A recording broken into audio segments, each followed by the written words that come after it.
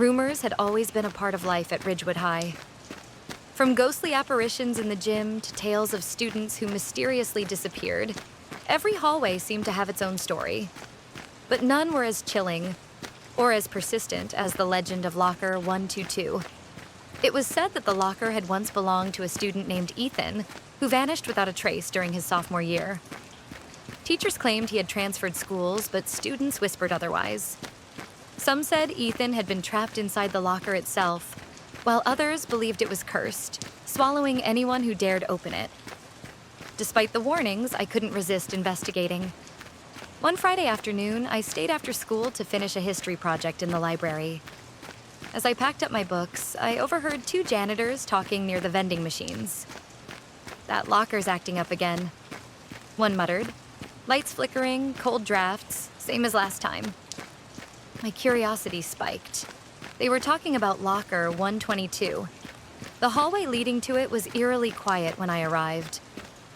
Most students had already left for the weekend, leaving only the hum of fluorescent lights and the occasional creak of old pipes. The locker stood at the end of the corridor, its metal door slightly ajar as if inviting me closer. I hesitated before reaching out to touch it. The air around me grew colder, and my breath formed faint clouds in front of my face. As my fingers brushed against the handle, I felt an odd vibration, like a heartbeat pulsing through the metal. Gathering my courage, I pulled the door open. Inside was nothing unusual at first glance. Old textbooks, crumpled papers, and a jacket hanging from a hook. But then I noticed something strange. A notebook resting on top of the books with Ethan's name scrawled across the cover in faded ink. Flipping through its pages, I found entries that made my skin crawl. They don't believe me. The locker is alive. It whispers at night, tells me things I don't want to hear. I can't escape it.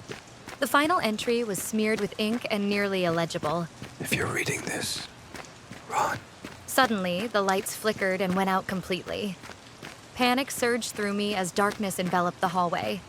A low hum filled the air, growing louder with each passing second until it became an unbearable roar.